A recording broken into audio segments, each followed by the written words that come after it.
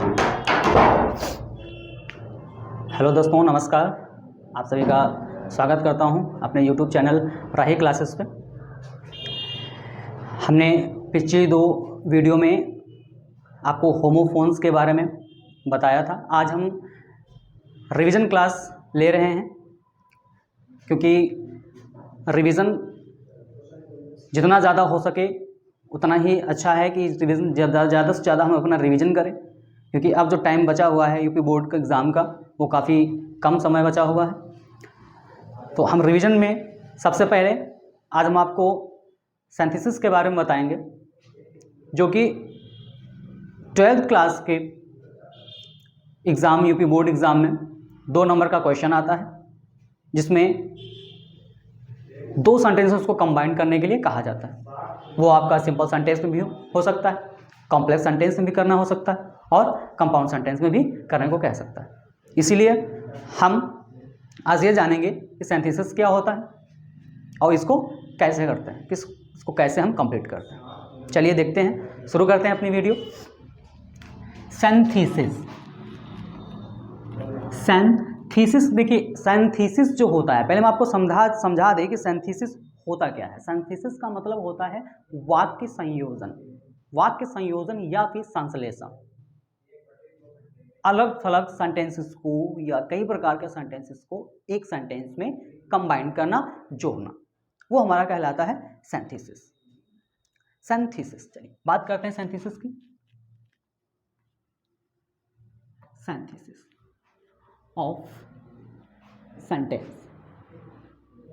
Synthesis of sentence, वाक्य संयोजन, या हम कह सकते हैं संश्लेषण, या फिर वाक्य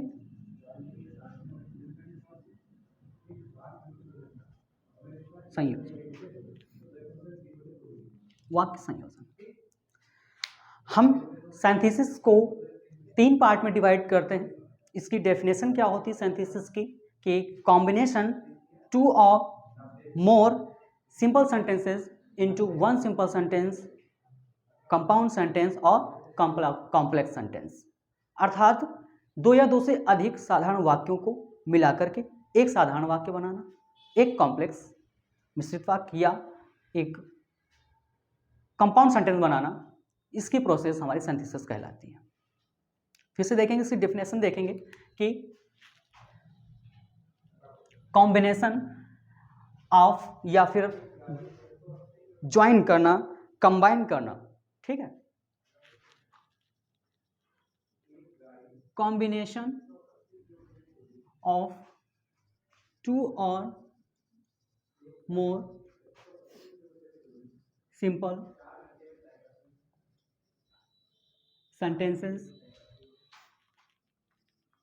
into 1 simple complex और कंपाउंड सेंटेंस कहते हैं कॉम्बिनेशन ऑफ 2 और more simple sentences into 1 simple complex और कंपाउंड सेंटेंस, ठीक है। 2 या 2 से अधिक साधारण वाक्यों को मिलाकर के एक साधारण वाक्य बनाना और कॉम्प्लेक्स सेंटेंस बनाना और कंपाउंड सेंटेंस बनाना, ठीक। इनको 3 पार्ट में डिवाइड किया गया है, 3 पार्ट्स में डिवाइड किया गया है। एक आपका है सिंपल सेंटेंस, एक आपका है सिंपल सेंटेंस, दूसरा है कंपाउंड सेंटेंस, तीसरा है कॉम्प्लेक्स सेंटेंस। ये सिंथेसिस के 3 पार्ट होते हैं, जिसमें हम आज सिंपल सेंटेंस के बारे में देखेंगे, इसे अच्छे से समझेंगे और करेंगे, ताकि हम जो है अपने एग्जाम में, यूपी बोर्ड एग्जाम में अच्छे से अच्छे इस एग्जाम्पल को हम कंप्लीट कर सकें और नंबर ले सकें। सिंपल का मीन होता है साधारण वाक्य,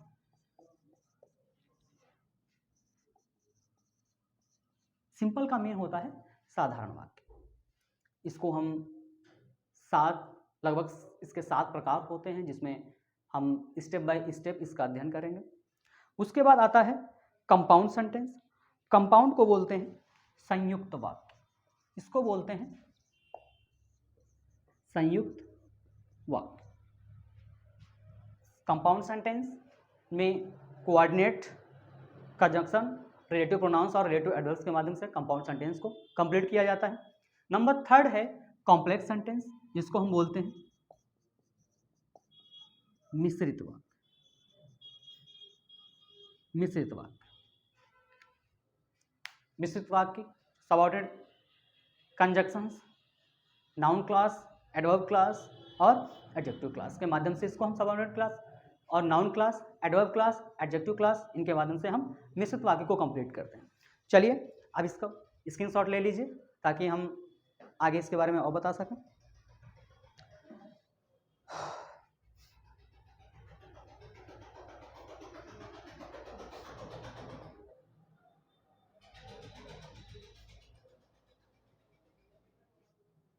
चलिए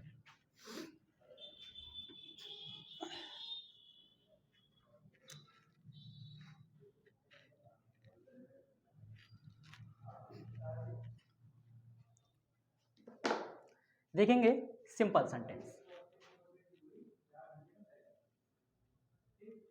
simple sentence, simple sentence means to combine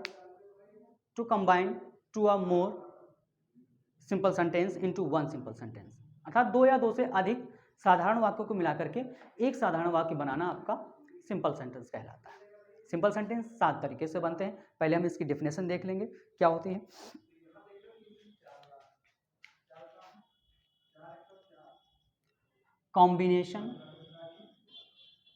combination of 2 और more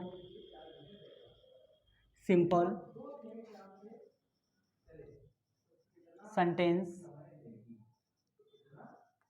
into one simple sentence। 2 या 2 से अधिक साधारण वाक्यों को मिलाकर के एक साधारण वाक्य बनाना सिंपल सेंटेंस कहलाता है। सिंपल सेंटेंस को बनाने की कई विधियां हैं, जिसमें आपकी सबसे पहले पार्टिसिपल आता है। सबसे पहले आपका पार्टिसिपल्स आता है, जिसमें पार्टिसिपल्स 3 तरीके से बनाए जाते हैं। ये अभी हम आपको आगे बताएंगे। फिलहाल सिंपल सेंटेंस की डिफिनेशन क्लियर होगी। सिंपल सेंटेंस किसको कहते हैं कि 2 या 2 से अधिक साधारण वाक्यों को मिला करके एक साधारण वाक्य बनाना सिंपल सेंटेंस कहलाता है। अब सिंपल सेंटेंस में होना क्या चाहिए। सिंपल सेंटेंस में कर्ता लगभग एक समान होते हैं, सब्जेक्ट एक ही होता है और आपकी इसमें फाइनाइट वर्ब्स, एक से अधिक आपकी फाइनाइट वर्ब्स यूज की जाती हैं। परंतु जब इसको हम कंबाइन करते हैं तो इसमें एक फाइनाइट वर्ब का यूज करते हैं। चलिए देखते हैं सिंपल सेंटेंस को हम बनाएंगे। सिंपल सेंटेंस होता है, सिंपल सेंटेंस में जो आपका पहला पार्ट होता है वो होता है आपका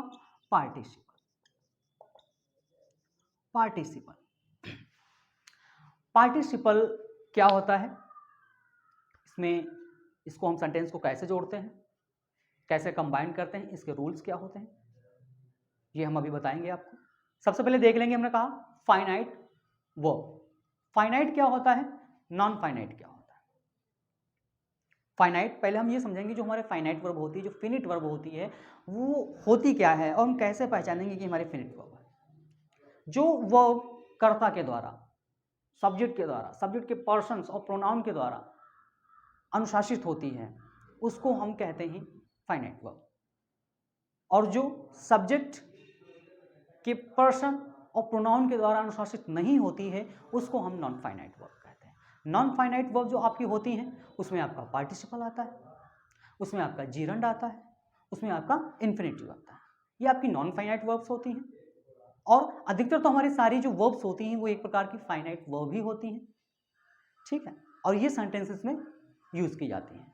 तो हम जब भी इन सेंटेंस को कंबाइन करेंगे तो वहां पे हमको एक फाइनाइट वर्ब रखनी है और दूसरे को पार्टिसिपल में बदल देना और अन्य वर्ब्स को पार्टिसिपल में बदल देना है। पार्टिसिपल्स आपकी तीन प्रकार की होती हैं।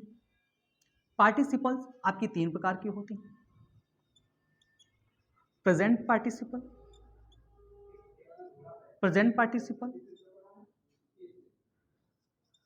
परफेक्ट पार्टिसिपल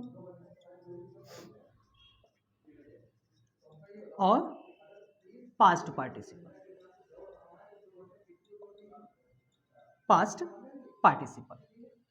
पार्टिसिपल जो हमारा होता है, ये जो पार्टिसिपल होता है, इस पार्टिसिपल्स के तीन पार्ट्स होते हैं। एक आपका होता है प्रेजेंट पार्टिसिपल, एक आपका होता है परफेक्ट पार्टिसिपल और एक आपका होता है पास्ट पार्टिसिपल। तो हम सबसे पहले देखेंगे प्रेजेंट पार्टिसिपल क्या होती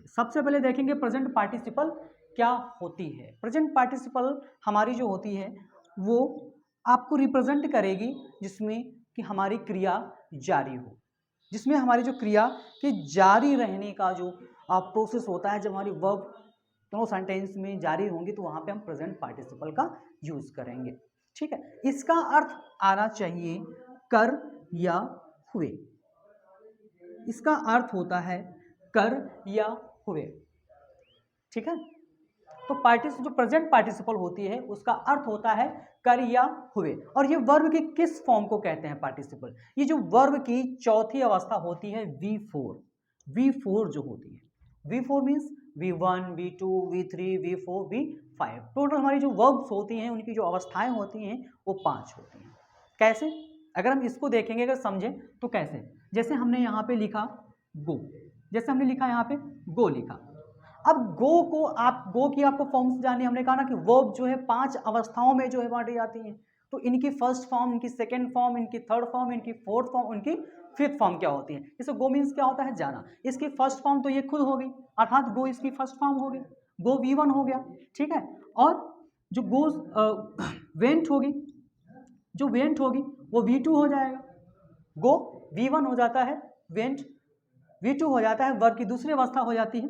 और इसके बाद में गॉन, ये वर्ब की तीसरी अवस्था हो जाती है। और वर्ब गोइंग जो होती है, जब इसमें ING लग जाता है तो ये V4 हो जाती है। और जो गोज होता है, ये V5 हो जाती है। तो हमने इतना बताया कि गो की जो अवस्थाएं होती हैं, हमने कहा ना वर्ब की जो है 5 अवस्थाएं होती हैं, first form, second form, third form, fourth form और फिफ्थ फॉर्म।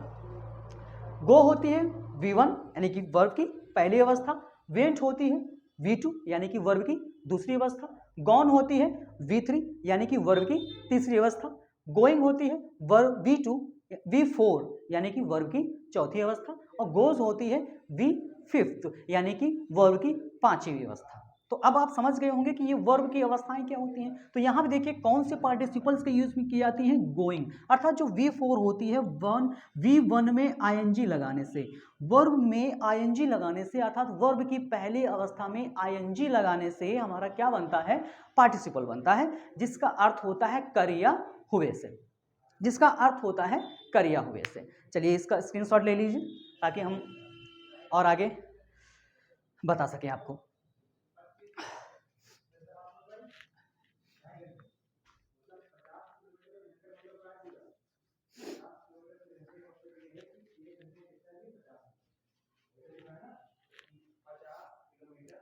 एक बार फिर से मैं रिपीट कर देता हूं कि आपका सिंथेसिस होता है वो 3 तरीके से बनाया जाता है। एक सिंपल सेंटेंस हो गया, एक कॉम्प्लेक्स सेंटेंस हो गया और एक कंपाउंड सेंटेंस हो गया। तो हम यहाँ पे आज जो है सिंपल सेंटेंस का अध्ययन कर रहे हैं कि सिंपल सेंटेंस जो हमारा क्या होता है और ये कितने प्रकार से बनाया जा सकता है। सिंपल सेंटेंस हमने बताया 2 या 2 से अधिक वाक्यों को, 2 या 2 से अधिक साधारण वाक्यों को मिलाकर के एक साधारण वाक्य बनाना हमारा सिंपल सेंटेंस कहलाता है। सिंपल सेंटेंस को बनाने की कई विधियां हैं, मुख्यतः 7 प्रकार से हम सिंपल सेंटेंस को बनाते हैं, जिसमें पहला आपका आता है पार्टिसिपल। हमने आपको पार्टिसिपल बताया, और पार्टिसिपल जो आपकी होती हैं वो 3 प्रकार की होती हैं, जिसमें नंबर 1 पे आता है प्रेजेंट पार्टिसिपल।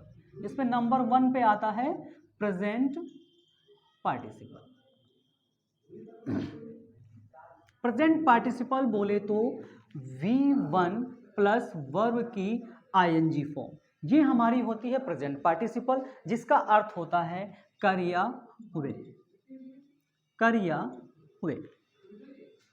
अगर हम इसके एग्जाम्पल की बात करें तो कैसा सेंटेंस हो सकता है, जैसे बोला गया कि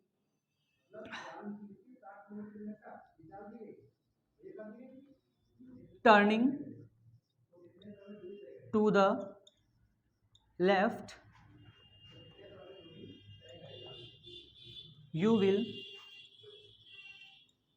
फाइंड पोस्ट ऑफिस।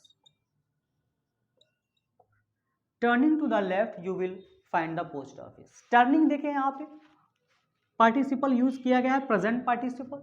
ये आपका क्या है, V1 प्लस आईएनजी से मिलकर बना हुआ है, और इसका अर्थ हुआ टर्निंग, मतलब टर्न मीन्स क्या होता है, मुड़ना। टर्निंग मतलब मुड़ते हुए, मुड़ते हुए। टू द लेफ्ट, लेफ्ट मतलब बाएं, लेफ्ट एंड राइट, बायां और दायां, तो लेफ्ट का मतलब हो गया बाएं। तो बाएं मुड़ते हुए you will find the post office, आपको पोस्ट ऑफिस मिल जाएगा। तो देखिए यहां पे क्या अर्थ आया, मुड़ते हुए। क्या आया, मुड़ते हुए, मुड़ते हुए या मुड़कर, ठीक है, मुड़ते हुए या मुड़कर।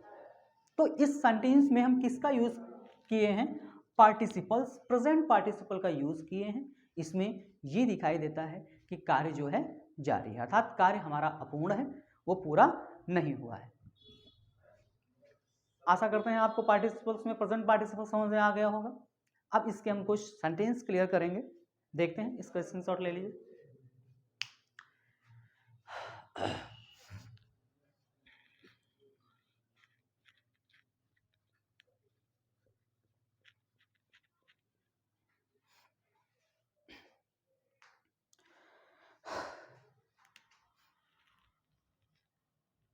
फर्स्ट एग्जाम्पल है इसका, आई रीच्ड होम।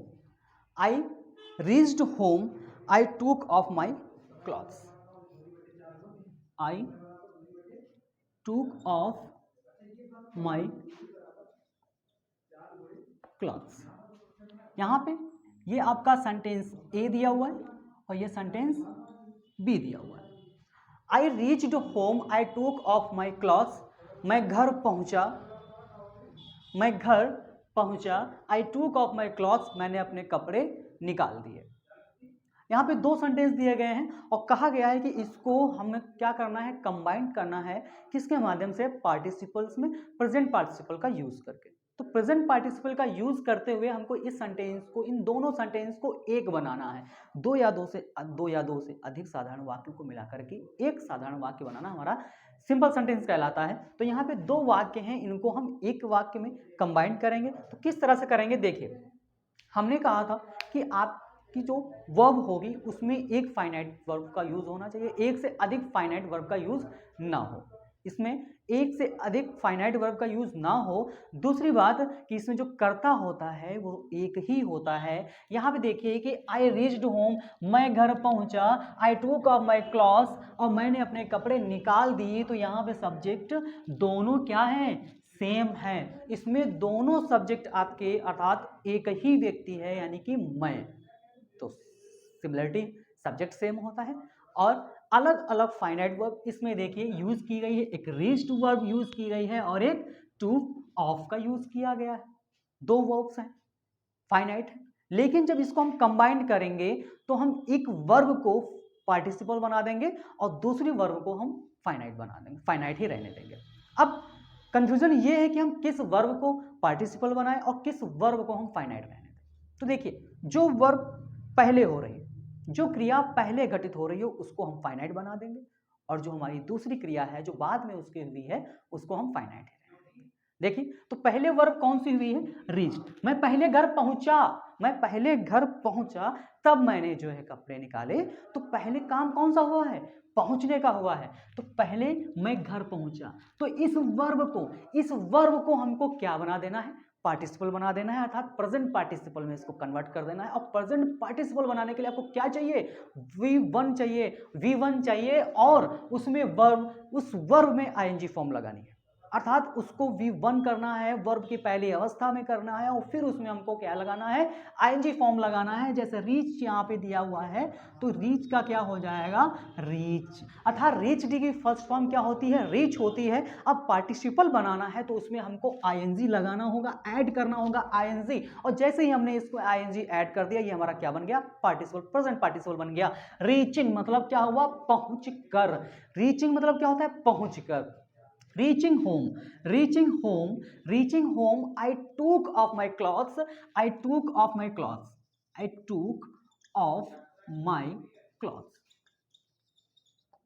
अब यहां पे देखिए, ये जो वर्ब हमारी थी, अर्थात ये जो हमारी वर्ब थी और एक ये जो वर्ब है, हमने क्या किया, इसको जो पहले हुई है, जो पहले अपनी क्रिया कर रही है, उसको हमने पार्टिसिपल बना दिया, और जो दूसरी वर्ब है हमने उसको फाइनाइट रहने दिया, वो जैसे थी वैसे ही कहा जाएगा। कि मतलब एक सेंटेंस में, एक सिंपल सेंटेंस में एक ही फाइनाइट वर्ब आप रख सकते हैं। तो हमने यहाँ पे एक ही फाइनाइट वर्ब रखी, और जो हमारी पहले क्रिया हुई है उसको हमने बना दिया है नॉन फाइनाइट, मतलब कि प्रेजेंट पार्टिसिपल। हम अभी बात कर रहे थे फाइनाइट और नॉन फाइनाइट की, तो यहाँ पे देखिए, ये आपका फाइनाइट वर्ब हो जाता है, ये आपका फाइनाइट वर्ब हो जाता है, और ये आपका एक नॉन फाइनाइट वर्ब हो जाता है। ये क्या हो जाता है, नॉन फाइनाइट वर्ब हो जाता है। अगर नॉन फाइनाइट और फाइनाइट में हम अंतर देखेंगे, इसके लिए मैं अगली वीडियो में आपको बताऊंगा कि फाइनाइट और नॉन फाइनाइट में क्या अंतर होता है। फिलहाल मैं इतना बता देता हूं आपको कि जो नॉन फाइनाइट होता है वो डबल पार्ट ऑफ स्पीच होता है, और इसमें 3 चीज़ें आती हैं। आपकी इसमें पार्टिसिपल आता है, इसमें आपका इन्फिनेटिव आता है, और इसमें जीरंड आता है। ठीक है, अब आप समझ गए होंगे कि पार्टिसिपल, हमारा जो प्रेजेंट पार्टिसिपल होता है वो क्या, उस किससे बनता है, अर्थात वर्ब की फर्स्ट फॉर्म में आईएनजी लगाने से हमारा प्रेजेंट पार्टिसिपल बनता है। और ऐसे सेंटेंसेस को जब हम सीख लेंगे, बहुत ही सरल हो जाता है सेंटेंस को कंबाइन करना। देखिए, आई रीच्ड होम, मैं घर पहुंचा, आई टूक ऑफ माई क्लॉथ्स, मैंने अपने कपड़े उतार दिए, निकाल दिए। तो घर पहुंचते, अर्थात घर पहुंच कर या घर पहुंचते हुए मैंने कपड़े निकाल दिए। तो घर पहुंचते हुए, इसका अर्थ आ गया पहुंच कर या पहुंचते हुए, घर पहुंचते ही, पहुंच कर या घर पहुंचते ही मैंने क्या कर दिए, कपड़े निकाल दिए। तो ये सेंटेंस। दूसरा एग्जांपल एक ऐसे ही लेंगे कि आई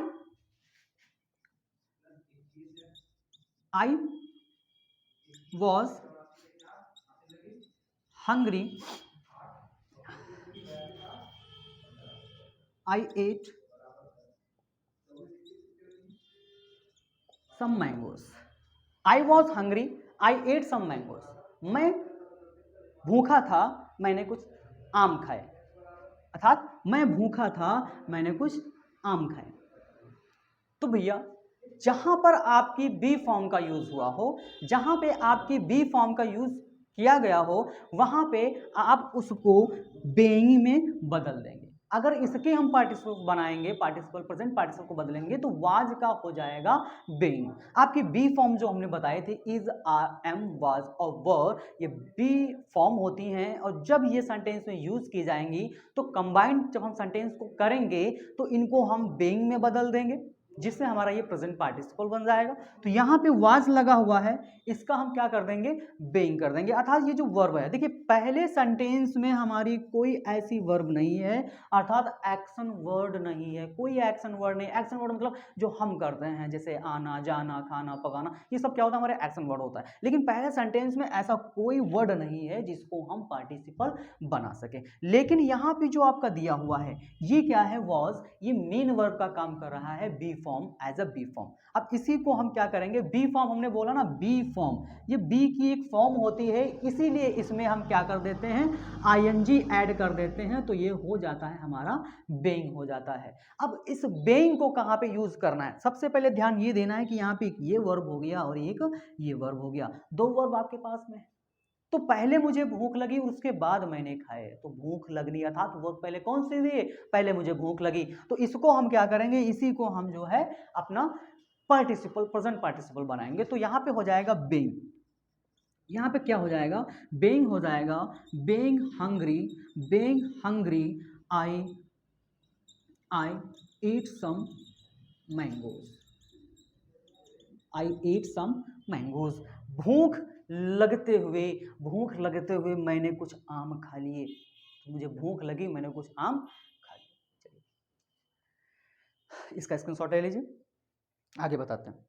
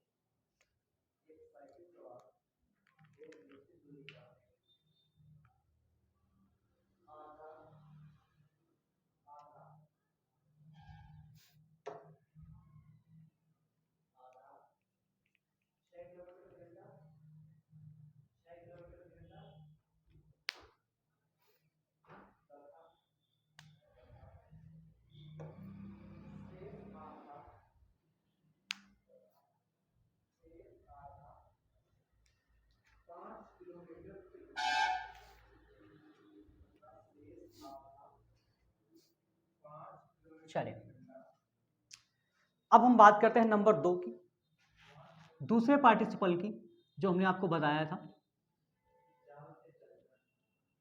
परफेक्ट पार्टिसिपल। परफेक्ट पार्टिसिपल हमारा हैविंग प्लस V3 से बनता है। Perfect participle having plus V3 से बनता है। हैविंग प्लस V3 हमारा परफेक्ट पार्टिसिपल कहलाता है। इसका भी अर्थ होता है कर या हुए से, इसका भी अर्थ होता है कर या हुए से, अर्थात इसमें और प्रेजेंट पार्टिसिपल में डिफरेंस मीनिंग का सेम होता है कि कर या हुए, ठीक है, परंतु इसमें एक कार्य की समाप्त होने के बाद में दूसरा कार्य हमारा स्टार्ट होता है, शुरू होता है। तो इसमें एक क्रिया समाप्त होती है, दूसरी काम शुरू हो जाता है। चलिए देखते हैं कि इस सेंटेंस से अर्थात हैविंग प्लस V3 से हम किस प्रकार को सेंटेंस को कंबाइन कर सकते हैं। एग्जांपल है,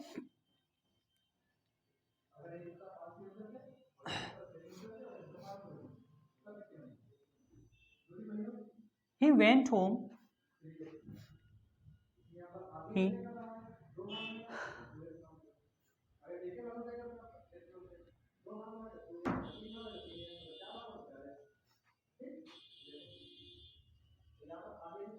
देख, he went home, he took his food, वो घर गया, उसने अपना भोजन लिया, उसने भोजन किया, अर्थात वो घर गया, पहले वो घर गया फिर उसने क्या किया, भोजन किया। हमने कहा कि प्रेजेंट पार्टिसिपल और परफेक्ट पार्टिसिपल के सेंस में ज़्यादा कोई डिफरेंस नहीं होता है।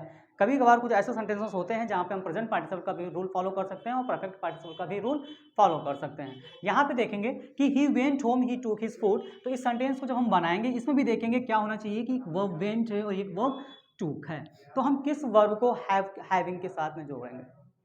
हैविंग प्लस V3 हमने बताया, हैविंग प्लस V3 आपका क्या होता है, परफेक्ट पार्टिसिपल होता है। तो हैविंग के साथ में हमको एक वर्ब लगानी होगी। हमने कहा था कि जो क्रिया पहले घटित हो उसको हम पार्टिसिपल बना देंगे और दूसरी वर्ब जो हमारी शेष वर्ब होगी, जो एक पहली वर्ब होगी दूसरी वर्ब होगी, उसको हम क्या करेंगे, फाइनाइट वर्ब रहने देंगे। तो यहाँ पे जो हमारा पहली जो वर्ब है वो क्या है, वेंट होम, अर्थात वेंट में पहले घर गया, तो पहली क्रिया इसमें कौन हो रही है, जाने की। तो पहले घर पहुंचने की वर्ब इसमें कार्य हो रहा है, इसमें जो क्रिया है वो कौन सा है, जाना। तो दूसरा है ये, पहले देखेंगे हम कि सबसे पहले काम आपका यही हो रहा है वेंट, तो इसमें क्या करेंगे हम हैविंग के साथ में इसको हम वर्ब की तीसरी अवस्था में बदल देंगे। जैसे कि हम लिखेंगे हैविंग गॉन होम। देखिए हमने यहाँ पे क्या किया, हैविंग का यूज किया और वेंट का हमने यहाँ पे लगा दिया थर्ड फॉर्म। हैविंग के साथ में हमने वेंट का थर्ड फॉर्म अर्थात गो का थर्ड फॉर्म हमने लगा दिया गॉन, अर्थात इसको हमने बना दिया पार्टिसिपल। हैविंग प्लस गॉन हमने बना दिया इसको परफेक्ट पार्टिसिपल बना दिया। अब जो शेष सेंटेंस आपका बचा हुआ है, सब्जेक्ट तो आपके दोनों सेम ही होते हैं, तो यहाँ पे लिखेंगे ही took his food, he took his food, having gone home he took his food, या फिर अगर हम प्रेजेंट पार्टिसिपल से इसको हम बनाएंगे तो ये हो जाएगा going home he took his food। एक और सेंटेंस देखेंगे, he saw a lion, he returned home। he saw a lion, उसने शेर देखा, उसने शेर देखा, he returned home, वो घर लौट आया। देखेंगे इस सेंटेंस को बनाएंगे तो 100 का जो दिया हुआ है ये आपका सी की सेकेंड फॉर्म होती है, परंतु हमें यहाँ पर इसको परफेक्ट पार्टिसिपल से कंबाइन करना है तो हम यहाँ पे हैविंग प्लस V3 करेंगे इसी वर्ब को, अर्थात पहले देखने का काम हुआ है, पहले काम कौन सा हुआ, देखने का हुआ, उसके बाद हम लौटे, हमने पहले शेर को देखा और फिर मैं लौट घर आया, मैं घर जो है लौट आया, तो लौटने का काम तो बाद में हुआ, इसको हम फाइनाइट रखेंगे, लेकिन इसको क्या करेंगे हम, इसको हम नॉन फाइनाइट अर्थात परफेक्ट पार्टिसिपल में हम इसको चेंज कर देंगे, बदल देंगे। तो यहाँ पे परफेक्ट पार्टिसिपल बनाने के लिए हमको क्या करना पड़ेगा, हैविंग सीन का यूज करना होगा। सीन इसकी जो है सी की थर्ड फॉर्म होती है, सी की थर्ड फॉर्म सीन होती है, तो हैविंग के साथ में हमने लगा दिया seen. Having seen a lion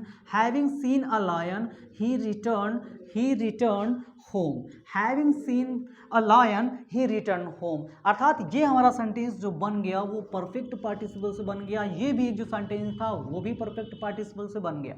हमने प्रेजेंट पार्टिसिपल क्लियर कर ली कि प्रेजेंट पार्टिसिपल क्या होता है, वर्ब में आईएनजी लगाने से, अर्थात वर्ब की पहली अवस्था में आईएनजी लगाने से हमारा प्रेजेंट पार्टिसिपल बनता है, जिसका अर्थ कार्य हुए से होता है, और ये कंटिन्यूटी दिखाता है, अर्थात कार्य के जारी होने को दिखाता है। लेकिन जो हमारा परफेक्ट पार्टिसिपल होता है वो हैविंग प्लस V3 से बनता है, इसका भी मीन वही होता है कार्य हुए से, लेकिन इसमें एक काम समाप्त होने के बाद में दूसरा कार्य शुरू होता है, अर्थात कार्य एक हो चुका होता है तब हमारा दूसरा कार्य शुरुआत होता है। तो लेकिन हम क्या कर रहे हैं, प्रेजेंट पार्टिसिपल परफेक्ट पार्टिसिपल ज़्यादा कोई डिफरेंस नहीं होता है। हमने कहा कि कुछ ऐसे सेंटेंसेस होते हैं जहाँ पे, अधिकतर सेंटेंस ऐसे होते हैं जहाँ पे हम दोनों चीज़ों का यूज़ एक एक करके कर सकते हैं, या फिर वहाँ पे प्रेजेंट पार्टिसिपल भी फॉलो कर सकते हैं, यहाँ पे परफेक्ट पार्टिसिपल भी लगा सकते हैं। अब इसके बाद में आपका बचता है लास्ट पास्ट पार्टिसिपल, सबसे अंतिम बचा आपका पास्ट पार्टिसिपल। देखेंगे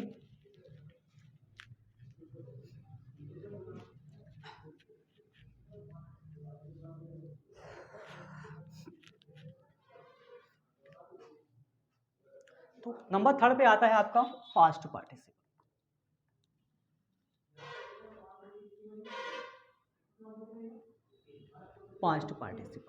पास्ट पार्टिसिपल V3 होती है, अर्थात वर्ब की जो तीसरी अवस्था होती है उसको हम पास्ट पार्टिसिपल कहते हैं। जो वर्ब की तीसरी अवस्था होती है उसको हम पास्ट पार्टिसिपल कहते हैं। और पास्ट पार्टिसिपल में जो पहले सेंटेंस का ऑब्जेक्ट होता है, अधिकतर जो पहले सेंटेंस का ऑब्जेक्ट होता है वो दूसरे सेंटेंस का क्या बन जाता है, सब्जेक्ट बन जाता है। तो वहां पे हमको क्या करना है, पास्ट पार्टिसिपल का यूज करना है। जैसे आपसे कहा गया I found the purse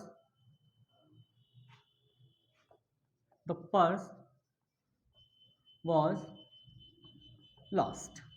दो सेंटेंस यहाँ पे दिए गए हैं, एक ये सेंटेंस दिया गया I found the purse was lost। इसका मीन क्या हुआ, I found the purse, मुझे पर्स मिला, the purse was lost, purse खो गया था। तो देखेंगे यहाँ पे जो पहला सेंटेंस है हमारा, पहले सेंटेंस में जो ऑब्जेक्ट है, जो नाउन है वो कौन है, द पर्स है। वो क्या है, नाउन जो है द पर्स है। अब ये पहले सेंटेंस का हमारा नाउन दूसरे सेंटेंस का क्या बन जाता है, सब्जेक्ट बन जाता है। ऐसे सेंटेंसेस में हमको पास्ट पार्टिसिपल का यूज करना चाहिए, अर्थात वर्ब की तीसरी अवस्था का यूज करना चाहिए। अधिकतर ऐसा लगता है कि ये सेंटेंस हमारा पैसिव में होता है। यहाँ पे ध्यान देखेंगे वॉज लॉस्ट दिया गया है, वॉज लॉस्ट अर्थात बी फॉर्म प्लस V3, ये हमारा इशारा करता है पैसिव की तरफ। ये हमारा किसकी तरफ इशारा करता है, पैसिव की तरफ इशारा करता है, जहाँ पे B प्लस V3 का यूज होता है। आप सेंटेंस में देखें कि B प्लस V3 V3 का यूज हुआ है तो वहां पे पैसिव की संभावना अधिक होती है। तो अर्थात ये लगभग हमारा पैसिव की ओर इशारा करता है। जब इसको हम कंबाइंड करेंगे, दोनों सेंटेंस को आपस में जब हम कंबाइंड करेंगे तो क्या करेंगे, जो हमारा नाउन आया हुआ है, जो हमारा वर्ब है, सॉरी जो हमारा वर्ब है सेकंड सेंटेंस का, उसको हम एज अ एडजेक्टिव बना करके नाउन से पहले रख देते हैं। पास्ट पार्टिसिपल जब हम बनाते हैं तो जो सेकंड सेंटेंस का हमारा वर्ब होता है उसको उठा करके हम पहले सेंटेंस के नाउन से पहले रख देते हैं, जिससे हमारा पास्ट पार्टिसिपल बन जाएगा। अब देखिए इस सेंटेंस को हमको क्या करना है, पूरा का पूरा करना है। आई फाउंड मैंने ये किया। अब ये जो आपका नाउन है ये आपका क्या है, ये एक प्रकार का नाउन है, लेकिन इस सेंटेंस में ये जो हमारा है वो क्या है, V3 है, लॉस्ट है। लेकिन इस वर्ब को हम क्या करेंगे, एज अ एडजेक्टिव यूज करेंगे। और एज अ एडजेक्टिव यूज करने के लिए हमको क्या करना होगा, इस वर्ब को उठा करके हमें नाउन से पहले रखना होगा, अर्थात द पर्स से पहले रखना होगा। तो यहाँ पे हम क्या करेंगे, लॉस्ट को उठाएंगे, इस लॉस्ट को उठाएंगे यहाँ से, तो हो जाएगा हमारा I found a lost purse. I found the lost purse.